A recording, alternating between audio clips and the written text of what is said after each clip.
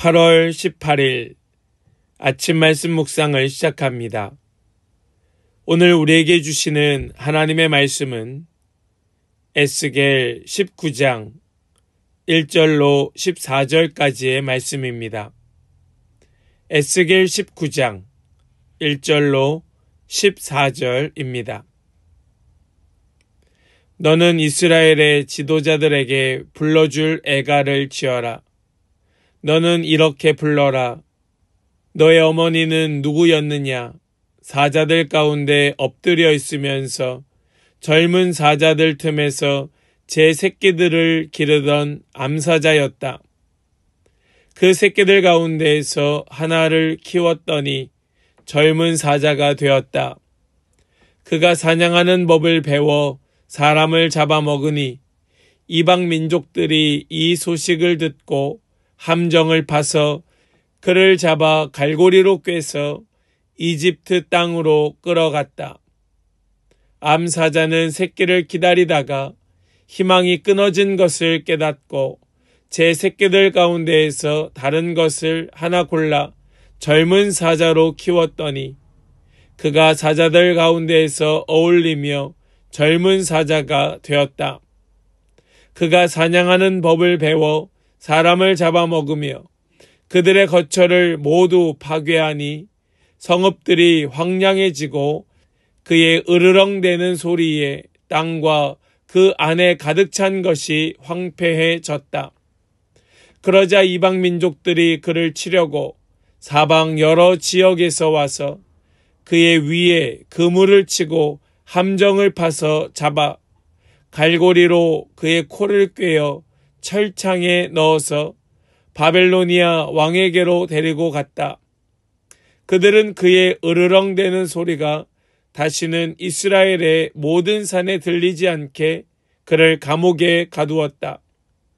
내 어머니는 내 포도원 안에 있는 물가에 심은 포도나무 같아서 물이 많으므로 열매가 많고 가지가 무성하며 그 가지 가운데 가장 센 가지가 통치자의 통치 지팡이가 되었다. 그 하나가 굵고 큰 가지들보다 더 높이 솟았고 많은 가지 가운데에서 우뚝 솟았으나 그 포도나무가 분노 가운데 뽑혀서 땅바닥에 던져지니 그 열매가 동풍에 마르고 그 튼튼한 가지들은 꺾이고 말라서 불에 타 버렸다. 이제는 그 나무가 광야에 가물고 메마른 땅에 심겨 있다. 그 가운데 큰 가지에서 불이 솟아나와 그 가지와 열매를 태워버리니 통치자들의 통치 지팡이가 될 만한 튼튼한 가지가 하나도 남지 않았다. 이것은 애가인데 사람들이 부르고 또 불렀다. 아멘. 살아계신 하나님의 말씀입니다. 아멘. 할렐루야. 오늘도 우리와 함께 하시며 우리에게 말씀 주시는 주님을 찬양합니다. 주시는 말씀 붙들고 주님과 함께 동행하며 주님의 뜻을 이루는 그런 모든 복된 성도들 다 되시기를 간절히 소망하며 축복합니다. 오늘 우리가 읽은 말씀은 19장의 말씀입니다. 이 19장의 말씀은 이스라엘의 마지막 왕조를 향해 에스겔이 부르는 애가입니다. 말이 애가지 이것은 장송곡이라고 볼 수 있습니다. 유다의 지도자들은 사자처럼 강하고 두려운 존재로 보였지만 결국 포로가 되고 쇠사슬에 묶여 끌려갔습니다. 하나님을 떠난 권력과 하나님을 떠난 힘은 스스로를 결코 지킬 수 없었던 겁니다. 오늘 우리는 이 본문을 통하여서 하나님 없는 권력, 하나님 없는 지도자, 하나님 없는 백성의 결말이 얼마나 처참한지를 보고 깨달아야 할 것입니다. 우리는 얼마나 하나님이 아닌 다른 것들을 의지하고 있습니까? 우리 말씀 속에 깊이 깨닫기를 간절히 소망합니다. 먼저 우리는 하나님의 백성이라도 교만하면 결국 무너진다라는 것을 말씀을 통하여 깨닫게 됩니다. 우리 본문 1절과 2절의 말씀을 먼저 보겠습니다. 너는 이스라엘의 지도자들에게 불러줄 애가를 지어라. 너는 이렇게 불러라. 너의 어머니는 누구였느냐? 사자들 가운데 엎드려 있으면서 젊은 사자들 틈에서 제 새끼들을 기르던 암사자였다. 지금 하나님께서는 에스겔에게 이스라엘의 지도자들에게 불러줄 애가를 지으라 말씀하시지요. 애가를 지어라. 그 말 그대로 보자면 슬픈 노래이지만 이 슬픈 노래를 언제 부르는가? 그것은 장례 때, 누군가 죽었을 때 부르는 노래, 바로 그것이 하나님께서 말씀하시는 애가의 의미였습니다. 왜요? 왜 그렇습니까? 여기 보면 너의 어머니는 누구였느냐?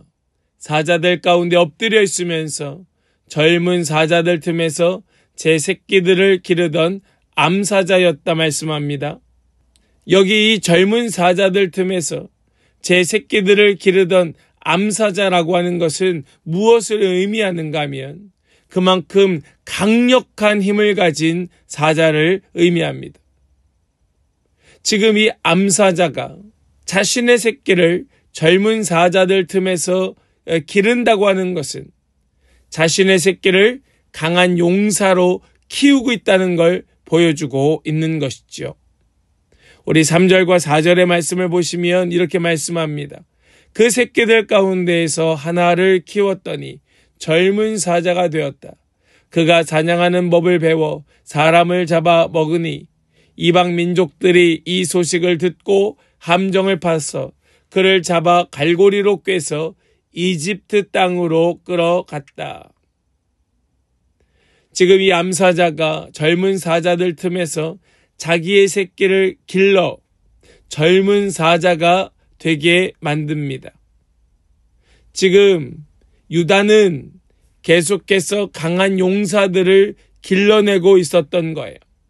어떻게요?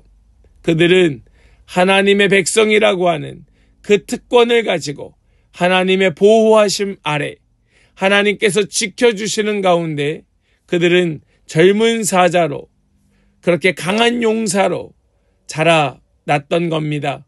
그런데 그들은 하나님의 법을 무시합니다. 새끼 사자가 힘을 키워도 하나님 없이 높아진 권세였기에 이내 함정에 빠져서 갈고리로 꿰어 이집트 땅으로 끌려가고 말았습니다. 이것은 이스라엘 역사 가운데 그대로 나타나 있었던 그들의 역사였습니다. 아무리 하나님의 백성이라 할지라도 교만하면 무너지는 겁니다. 아무리 하나님의 백성이라 할지라도 그들이 스스로 자고하여 스스로 자만해질 때에 여지없이 무너지고 마는 거예요. 하나님 없이 높아진 권세는 결코 오래가지 못한다는 사실을 꼭 기억하는 우리 모든 성도들 되시기를 간절히 소망합니다. 두 번째로요. 악한 지도자는 결국 심판받는다라는 것을 보게 됩니다. 악한 지도자, 그는 결국 심판받는다. 우리 다 같이 9절의 말씀을 함께 보겠습니다. 9절입니다. 갈고리로 그의 코를 꿰어 철창에 넣어서 바빌로니아 왕에게로 데리고 갔다. 그들은 그의 으르렁대는 소리가 다시는 이스라엘의 모든 산에 들리지 않게 그를 감옥에 가두었다. 지금 여기 말씀을 보니까 우리가 방금 앞에서 본 말씀이 무엇이었습니까? 그들이 교만하여서 결국 이집트 땅으로 끌려갔다는 말씀을 보았는데, 그들은 그렇게 교만하여 이집트 땅에 끌려간 역사가 얼마 지나지 않아서 또다시 그 악함을 감추지 못하고 그들이 계속해서 교만하고 더 악하여져서 결국 바벨로니아로 끌려가서 감옥에 갇히는 꼴이 되고 말았다 말씀은 우리에게 보여주고 있습니다. 이스라엘의 왕들, 유다 왕들은 자기의 욕심으로 통치하였고 백성은 그 피해를 고스란히 받는 역사였습니다. 얼마나 악한지 그저 자신의 주머니를 채우는 것에 급급했던 왕들의 그런 모습이었습니다. 개혁을 하려 하였지만 개혁조차도 이루어지지 못하였습니다. 무너지고 또 무너졌습니다. 그런 그들의 그 악함을 하나님은 더 이상 내버려 두지 아니하시고 심판하시는 겁니다. 주변 나라들을 일으키시고 사용하셔서 이스라엘을 심판하시는 겁니다. 하나님께서 그들을 그냥 내버려 두실 수 없었기에 그들을 살리고자 그들을 심판하십니다. 지금 이 에스겔이 부르고 있는 이 장송곡, 이 애가는 바로 이런 하나님의 심판 가운데에 결국 멸망할 수밖에 없었던 그들의 비참함을 여실히 드러내고 있었던 겁니다. 결국 오늘 말씀 속에서 하나님 없는 백성은 뿌리채 뽑히고 만다는 걸 보여줍니다. 우리 12절 그리고 13절의 말씀을 보겠습니다. 그 포도나무가 분노 가운데 뽑혀서 땅바닥에 던져지니 그 열매가 동풍에 마르고 그 튼튼한 가지들은 꺾이고 말라서 불에 타 버렸다. 이제는 그 나무가 광야에 가물고 메마른 땅에 심겨 있다. 여기 이 말씀을 보면 이 말씀에 지금 해당되는 나무가 무엇입니까? 포도나무. 그 나무는 무엇을 상징합니까? 하나님의 축복을, 하나님의 돌봄을, 하나님의 그 끝까지 포기하지 않는 사랑을 의미하는 것이 바로 포도나무입니다. 그런데 얼마나 비참한 모습이 보이고 있는가? 이 포도나무가 분노 가운데 뿌리채 뽑히고 맙니다. 결국 동풍에 마르고 가지들은 꺾이고 말라서 불에 타버리고 만다. 포도나무는 원래 하나님의 축복을 상징하는 그런 나무였지만 뿌리채 뽑혀 태워져 버리고 말았습니다. 하나님 없는 백성, 하나님을 떠난 그들은 뿌리채 뽑히고 마는 겁니다. 하나님 떠나신 나라, 하나님 떠나신 백성, 하나님 떠나신 그 삶은 더 이상 아무런 소망이 없음을 우리에게 보여주고 있죠. 사랑하는 여러분, 하나님 없는 힘은 반드시 무너질 뿐입니다. 오늘 말씀 속에 우리는 이것을 절대로 잊지 말고 기억해야 하는 겁니다. 하나님 없는 힘 반드시 무너진다. 지금 에스겔은 유다의 왕들과 백성의 운명을 애가 슬픈 노래로 부르고 있습니다. 그러나 이것은 장례곡입니다. 누군가가 죽었을 때 부르는 그 슬픈 노래입니다. 하나님 없는 힘과 권세는 결국 쇠사슬에 묶여 끌려갈 뿐임을 보여줍니다. 반복하여 보여줍니다. 교만하여 그렇게 끌려갔으면 회개하고 돌이켰어야 하건만 그들은 돌이키지 아니하고 여전히 그 악함을 드러내 으르렁거리다가 결국 또다시 쇠사슬에 묶여 끌려갈 뿐이었습니다. 결국 그들은 뿌리채 뽑히고 맙니다. 우리의 삶이 하나님 중심이 아니라면 우리는 아무리 강해 보여도 무너질 수밖에 없다는 사실을 기억해야 됩니다. 사랑하는 성도 여러분, 주변에 아무리 강한 자들이 보여도 그것을 부러워하거나 두려워하지 마십시오. 그것은 아무것도 아닙니다. 결국 무너질 수밖에 없는 연약함 그 자체입니다. 오늘 우리는 하나님께 붙어 있는가, 아니면 스스로를 교만함으로 의지하고 있는가를 돌아보아야 합니다. 내가 하나님께 붙어 있다면 연약해도 살지만, 하나님을 떠나 있다면 아무리 강해도 무너질 뿐이라는 사실을 우리는 꼭 기억하고 붙들어 우리 하나님과 더불어 살아가는 강한 주님의 백성들 되시기를 주님의 이름으로 간절히 축복합니다. 여러분은 하나님의 주권을 의식하고 계십니까? 아니면 내 힘과 지위를 의지하며 살고 계십니까? 하나님 없는 힘의 그 마지막 결말을 기억하면서 내 삶의 중심을 다시 하나님께 돌려야 할 부분이 무엇인가, 우리는 오늘 이 말씀을 생각하면서 묵상해야 할 것입니다. 다시요, 우리 다시 한번 마음에 새깁시다.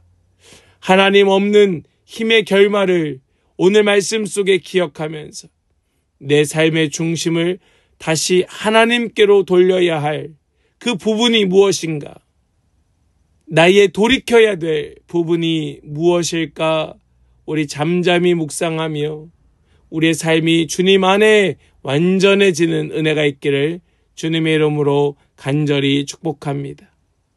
아멘. 기도하겠습니다. 하나님 감사합니다. 오늘도 우리에게 귀한 말씀 주셔서 우리의 연약함을 돌아보게 하시고 우리로 다시 회개함으로 회복할 수 있는 기회를 주시니 감사합니다. 오늘 말씀 속에 큰 은혜를 붙들고 우리의 삶을 돌이켜서 우리를 불쌍히 여겨주시는 하나님만 의지하게 하시고 오직 주님의 말씀에 붙들려 살아가는 흔들림 없는 주의 백성 되게 하여 주시옵소서. 하나님 없이 살면 우리도 이 이스라엘 백성들과 같은 길을 갈 수밖에 없음을 고백합니다. 오늘도 우리의 삶이 정말 주님 안에 있는, 주님만 바라보는, 주님만 의지하는 삶 되게 하여 주시어서 우리의 삶 오직 하나님의 나라를 누리는 복된 삶 되게 하여 주시옵소서. 주님께 의탁드리오니 붙드시고 이끌어 주실 것을 믿고 감사드리며 우리 주 예수 그리스도의 거룩하신 이름으로 기도하옵나이다. 아멘.